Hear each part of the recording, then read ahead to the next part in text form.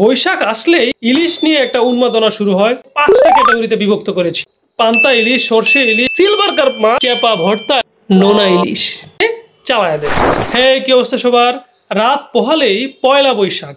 বৈশাখ আসলেই বাঙালির মধ্যে ইলিশ নিয়ে একটা উন্মাদনা শুরু হয়।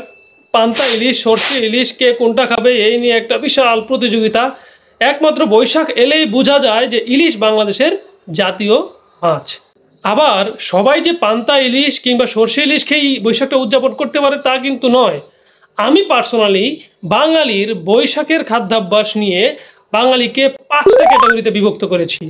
আসুন সেই ক্যাটাগরিগুলো আপনাদের সাথে শেয়ার করি। 1 নাম্বার ক্যাটাগরিতে আছে হচ্ছে উচ্চ শ্রেণীর বাঙালিরা, যাদের বৈশাখের খাবারের আইটেমে থাকে সর্ষে ইলিশ সঙ্গে পান্তা কিংবা ইলিশ ভাজা পান্তা, এর পাশাপাশি দেশীয় আর অনেক রকমের খাবারের আইটেম তাদের টেবিলে থাকে। 2 নাম্বার ক্যাটাগরিতে থাকে ওই শ্রেণীর বাঙালি যারা বৈশাখটাকে টেকনিক্যালি উদযাপন করে, মানে হচ্ছে তারা ইলিশের পরিবর্তে সিলভার কার্প মাছ এবং পান্তা দিয়ে বৈশাখটাকে চালায় দেয়। এই সিলভার কার্পকে আমাদের নেত্রকোনা আঞ্চলিক ভাষায় আবার বলে সেলভার কার্প। 3 নাম্বার ক্যাটাগরিতে যেই বাঙালিরা আছেন তারা বলতেছে যে আমরা অবশ্যই ইলিশ দিয়ে আমরা বৈশাখ উদযাপন করবো, আমরা ইলিশ ছাড়া অন্য কোনো মাছ খাবোই না। তারা কোন ইলিশটা খাচ্ছে জানেন? নোনা ইলিশ।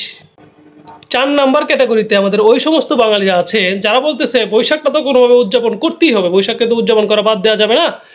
তাদের খাবারের আইটেমে থাকে চেপা ভর্তা এবং পান্তা ভাত। চেপাকে আমাদের নেত্রকোনা আঞ্চলিক ভাষায় কি বলে জানেন? হিদল। আরেকটা ক্যাটাগরি কিন্তু বাকি রয়ে গেল, 5 নাম্বার ক্যাটাগরি। এই ক্যাটাগরিতে আমার মতো অতি সাধারণ, অতি নগণ্য ছাপোষা মানুষের অবস্থান। আমরা শুধুমাত্র মুখে বড় বড় গপ্প আর সমালোচনাই করতে পারি। যাদের গপ্প করতে পারি সেই কারণে চলে গিয়েছিলাম আমি মাছের বাজারে। গিয়ে প্রথমে চলে গেলাম ইলিশের দোকানে, এরপর আমি সিলভারের দোকানে গেলাম, এরপর চলে গেলাম শুটকির দোকানে, যেখানে হচ্ছে আমি ইলিশ, নোনা ইলিশ এবং হচ্ছে চেপা শুটকির খবরাখবর নিয়ে আসলাম। সব কিছু ঘুরে আমি যা বুঝতে পারলাম বাজারে কোথাও ভিড় নেই, ভিড় শুধু ইলিশের দোকানে। আর ভিড়ের কারণটা কি জানেন? আমি কিন্তু জানি, আপনিও জানেন, তাই আর বললাম না। কোথায় আছে না, নাম বললে চাকরি থাকবে না। বাঙালির বৈশাখের এই খাদ্য তালিকায় আপনারা কে কোন ক্যাটাগরিতে আছেন তা কিন্তু অবশ্যই কমেন্ট বক্সে জানাবেন।